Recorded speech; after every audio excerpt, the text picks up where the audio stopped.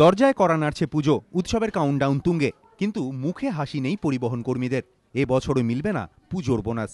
সেই সম্ভাবনাই চোখের ঘুম কেড়ে নিয়েছে পরিবহন কর্মীদের। ক্ষোভে ফেটে পড়ছেন তারা। বোনাস বিতর্কের সমাধান সূত্র মেলেনি পরিবহন মন্ত্রীর কাছ থেকেও। বিষয়টিকে কার্যত পরিবহন নিগমের কোর্টেই ঠেলে দিয়েছেন মদন মিত্র। তিনি বলেছেন, গতবারও বোনাস পাননি পরিবহন কর্মীরা, এবারও তা পাবেন কিনা জানি না। সরকার তো কেবলমাত্র বেতন দেয়, বোনাস দেওয়াটা পরিবহন নিগমের ওপর নির্ভর করে। আশার কথা শোনাতে পারছে না পরিবহন নিগমগুলিও। সিএসটিসির কর্তারা জানিয়েছেন, নিগমের নিজস্ব তহবিল থেকে বোনাসের ব্যবস্থা করা হয়, কিন্তু এবছর চূড়ান্ত আর্থিক সংকটের মধ্যে তা করা সম্ভব নয়। তবে কর্মচারীদের এবছর যে বোনাস দেওয়া সম্ভব নয়, চিঠি দিয়ে না জানালেও মৌখিকভাবে তা জানিয়ে দেওয়া হয়েছে বলে সিএসটিসি সূত্রে খবর। এই নিয়েই সরকারের বিরুদ্ধে ফের তোপ দেখেছেন বিরোধী দলনেতা সূর্যকান্ত মিশ্র। তার অভিযোগ, একদিকে পরিবহন কর্মীদের বোনাস দিতে পারছে না সরকার, অন্যদিকে মুখ্যমন্ত্রীর উপদেষ্টা কমিটির নামে প্রাক্তন মন্ত্রীদের পুনর্বাসন দেওয়া হচ্ছে, সেজন্য জলের মতো টাকা খরচ হচ্ছে। মুখ্যমন্ত্রী হয়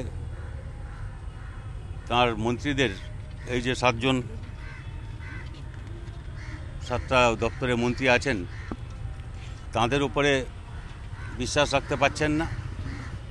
দ্বিতীয়ত এটাও হতে পারে যে যারা প্রাক্তন কেন্দ্রীয় মন্ত্রী ছিলেন তাদের উপরে বিশ্বাস রাখতে পারছেন না, তাদের একটা জায়গায় বসাতে হবে যাতে তারা কেউ ছেড়ে না পালান। দুটোই হতে পারে, কোনটা হতে পারে আমি ঠিক জানি না, কিন্তু এতে কাজের গতি কিছু হবে না, দুর্গতি বাড়বে বলেই মনে হচ্ছে। রাষ্ট্রায়ত্ত পরিবহন সংস্থাগুলি চূড়ান্ত আর্থিক সংকটে। ইতিমধ্যেই ভর্তুকিতে সংস্থাগুলিকে চালানো সম্ভব নয় বলে জানিয়ে দিয়েছে সরকার। হাল ফেরানোর লক্ষ্যে গঠিত হয়েছে কমিটিও।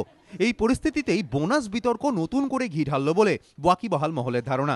বিতনু চট্টোপাধ্যায়, সুমন ঘরাই ও দীপক ঘোষ, এবিপি আনন্দ।